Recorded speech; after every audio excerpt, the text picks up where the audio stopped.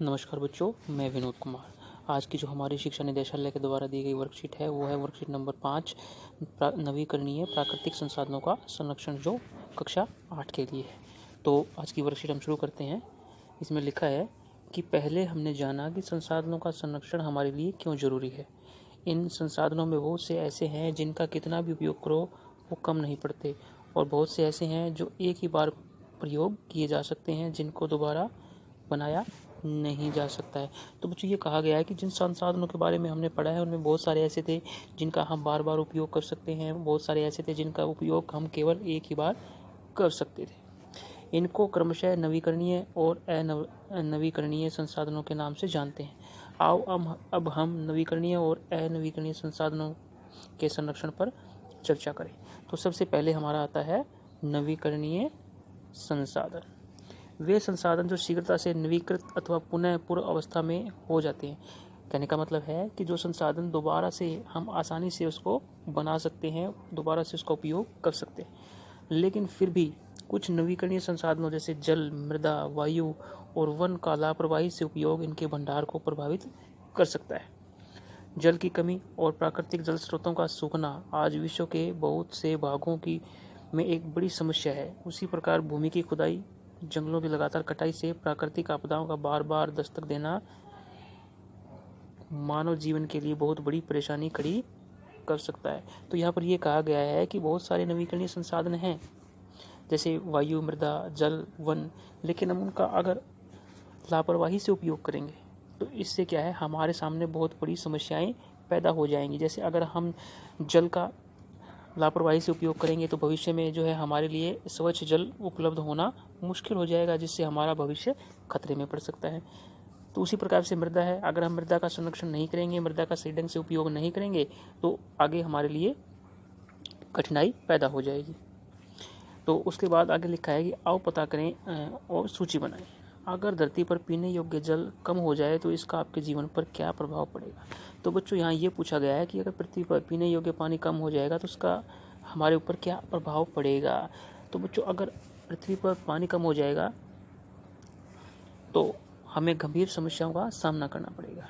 जो जल है वो आज हमें निःशुल्क मिल रहा है, बिना पैसे के, बिना कुछ खर्च किए ही प्रकृति ने हमें प्रदान किया है।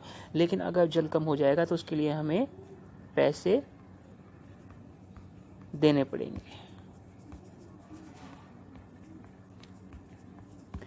ठीक है बच्चों, तो हम अपने लेवल पर भी, अपने हिसाब से भी इस क्वेश्चन का जवाब दे सकते हैं।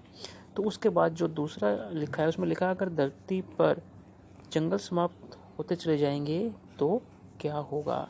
तो बच्चों, अगर पृथ्वी के ऊपर से या धरती के ऊपर से जंगल समाप्त हो जाएंगे तो क्या होगा कि प्रकृति में असंतुलन हो जाएगा।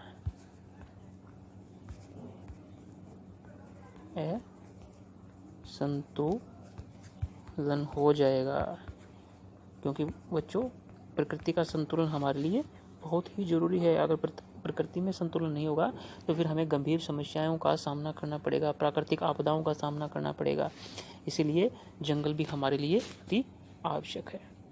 तो बच्चों, आगे लिखा है प्रत्येक व्यक्ति संसाधनों के संरक्षण में अपना योगदान दे सकता है। कुछ उपाय दिए गए हैं, इसके अतिरिक्त आप अपनी समझ से सोचकर लिखें कि आप किस तरह अपना योगदान दे सकते हैं। तो सबसे पहले जो दिया है वो दिया है जल का संरक्षण। तो इसके अंदर लिखा है कि पीने के पानी को गाड़ी धोने, सड़क धोने के काम में ना लगाना। और दूसरा क्या दिया है, दैनिक कामों जैसे कि नहाने, कपड़े धोने के समय पानी बेकार नहीं करना। और मृदा संरक्षण के बारे में क्या कहा है कि उपजाऊ भूमि को कृषि कार्य के लिए उपयोग करना। दूसरा लिखा है बंजर या कम उपजाऊ भूमि का उपयोग मकान बनाने या उद्योग स्थापित करने के लिए करना। तीसरा लिखा है प्लास्टिक का उपयोग ना करना। उसके बाद लिखा है वायु का संरक्षण। वायु के संरक्षण में लिखा है कि प्लास्टिक या पत्तों या किसी भी दूसरे प्रकार के पदार्थों को ना जलाना। दूसरा लिखा है पौधे लगाना और पत्तियों को ना तोड़ना। इसी तरह से वनों के संरक्षण में लिखा है कि कागज को न फाड़ा जाए तो पेड़ों की कटाई नहीं होगी, क्योंकि कागज पेड़ से ही बनते हैं। दूसरा लिखा है किसी के जन्मदिन आदि कार्यक्रमों में पौधा उपहार में देना चाहिए। तो उसके अलावा बच्चों कुछ नीचे जो है हम इनके बारे में, संरक्षण के बारे में हम खुद से लिख सकते हैं, जैसे जल संरक्षण के बारे में, मृदा या भूमि संरक्षण के बारे में, वायु संरक्षण के बारे में और वन संरक्षण के बारे में।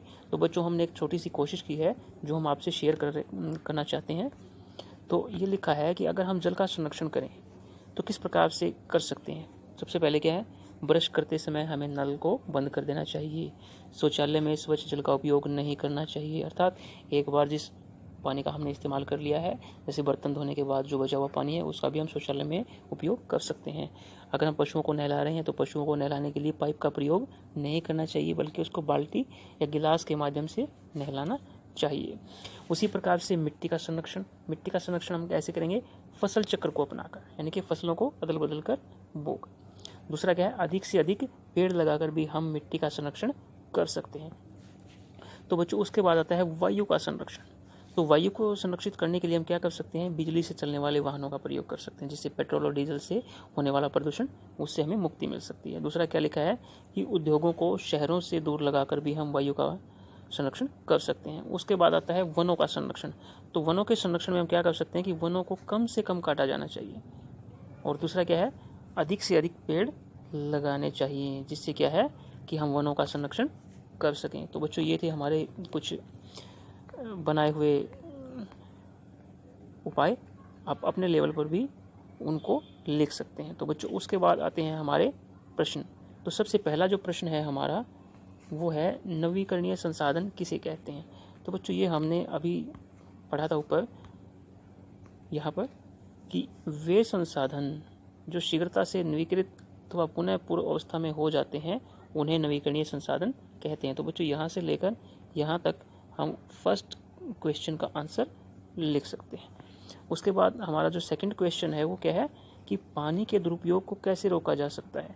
तो बच्चों ये हमने अभी जल संरक्षण के बारे में पढ़ा था, ये कि हम जल का संरक्षण कैसे कर सकते हैं, तो उसी को हम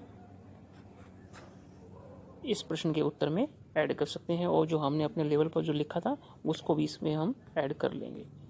उसके बाद हमारा जो थर्ड क्वेश्चन है वो है जंगल के संरक्षण के लिए आपके क्या सुझाव हैं। तो जंगल के संरक्षण के लिए हमारे जो सुझाव, हमने ये जो वनों का संरक्षण लिखा था उसके अंदर हमने ये जो लिखा है इसको हम ऐड कर सकते हैं, और जो एक्स्ट्रा लिखा था उसको भी हम ऐड करके इसके आंसर में लिख सकते हैं।